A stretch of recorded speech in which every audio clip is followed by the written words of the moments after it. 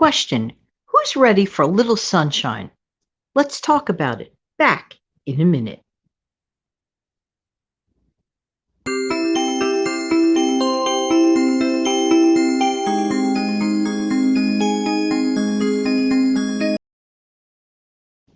Hi, this is Jan from New York City. My channel name is Jan from New York City Saves Money.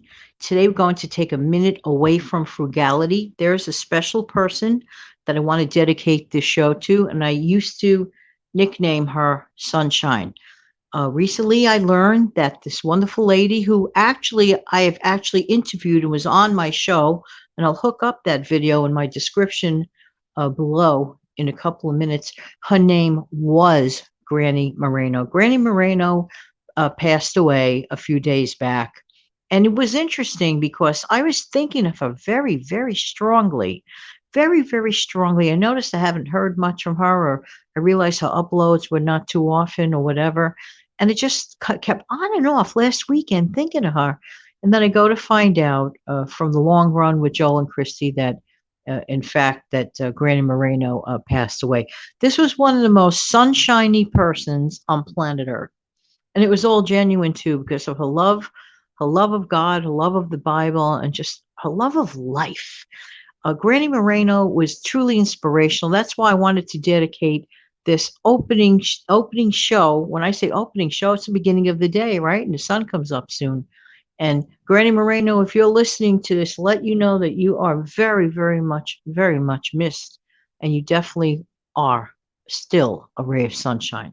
So I want to talk to you about, in dedication to her, but something that was really a bit of a miracle. You know, we have little miracles around us all the time, little rays of sunshine, little incidents that may not seem too important to someone else, but might mean a whole lot to somebody else.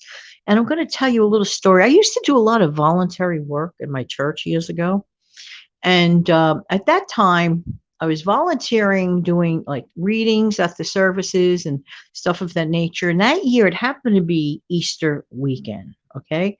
And I was like preparing, working with notes and speaking to the priest there. We were going over some of the notes. It was, the Saturday, the day before Easter Sunday.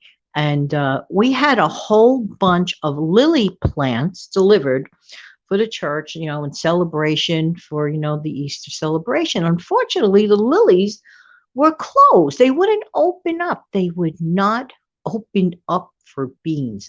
And there were like maybe 25 to 30 plants decorating this church. It was just like mind blowing that these lilies were not opening. Now, I am not a gardener by any stretch of the imagination. I do not possess a green thumb. In fact, my thumb is probably polka dot. I have no knowledge of gardening whatsoever, other than maybe dusting off a rubber plant or something like that, or a silk flower or something like that. But the priest there was like, so sad. He's like, no, these lilies have to open. They have to open. I said, well, obviously, I said, Father, we could pray for these plants to open, which we actually did pray for the plants to open. But I said, but something occurred to me. I said, I'm thinking, why wouldn't steam help these lily plants to open? So we went around with like this like steam blaster type device. And of course, the plants still were not opening, but we were going around and trying to steam these plants open.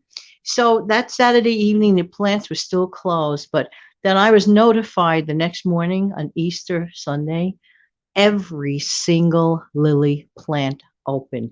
I cannot tell you how beautiful every single plant. It was like a message. It was like a message of rebirth and God, and gentle reminder that, little miracles do happen. And those opened up lily plants just meant so much. It just meant so much for us, for the parishioners, to be able to look at something so beautiful on such a beautiful day in the first place. You know what I'm trying to say? A day of huge celebration, a day of rebirth. And like when you live in a city, a lot of people, they take sometimes the beautiful flowers in their gardens and everything. A lot of people take it for granted.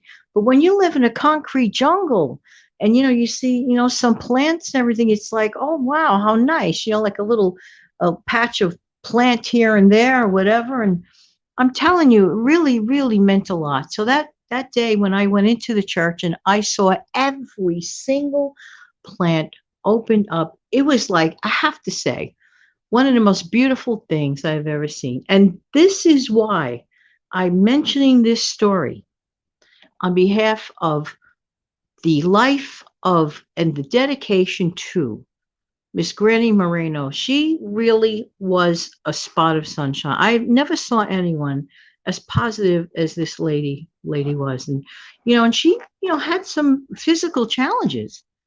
She had a lot of physical challenges and never ever complained.